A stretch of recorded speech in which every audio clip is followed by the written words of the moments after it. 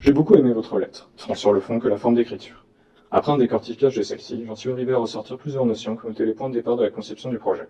La lettre est divisée en trois temps, les trois temps d'une porte, quand elle est ouverte, fermée et le temps entre les deux, ou le moment où se dessine une faille entre l'intérieur et l'extérieur. L'objectif étant que cette transition ne dure plus 5 secondes mais 24 heures. J'ai alors extrait trois thématiques de cette base, la gradation, autrement dit le déploiement progressif de la vie intime, la notion de parcours initiatique, dans l'idée d'un mouvement de l'extérieur vers l'intérieur, qui demande de l'effort comme en escalier, mais plutôt à l'envers, et ensuite la notion de limite intrinsèque aux deux autres. Ça va très vite fait penser au temple, la progression vers la cella, vers une centralité. Ça fait écho à cette gradation du parcours initiatique. Nommé épicentre, il s'agit d'une mise en image de l'intensification spatiale tout dans le centre. L'espace se complexifie au fur et à mesure qu'on avance vers le centre. Le temps se resserre et ses parois créent un labyrinthe. L'espace se rapproche alors du corps. J'ai donc travaillé les limites au cœur intime que pourrait représenter votre habitat, la forteresse qui doit se positionner autrement face à l'autre.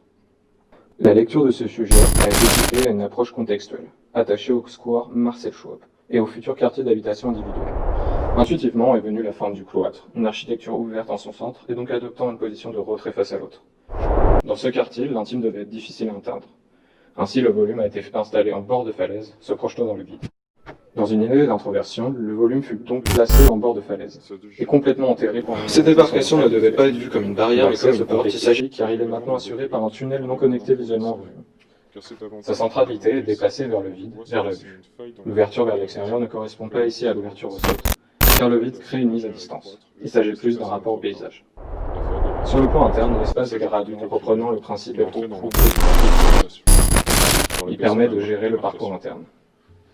Le rapport à l'autre est encore complexifié par les personnages indispensables pour la réalisation. Le chemin parcouru apporterait dans ce sens contournant du cadre d'ouverture, empêchant le regard externe sur le cœur intime. Le public va alors profiter d'un espace public projeté vers la vue. Ainsi, ce dispositif induit une intériorité, mais son accès physique lui semble impossible pour celui qui ne sait pas.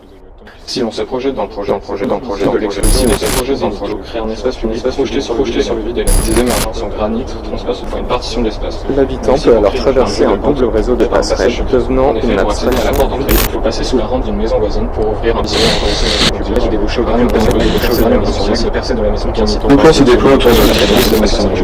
Tout est efficace devant tout un programme de certains particuliers de nos salles. Le sens permet de peine le visiteur, tout en servant l'expression verticale et personnes spatiales.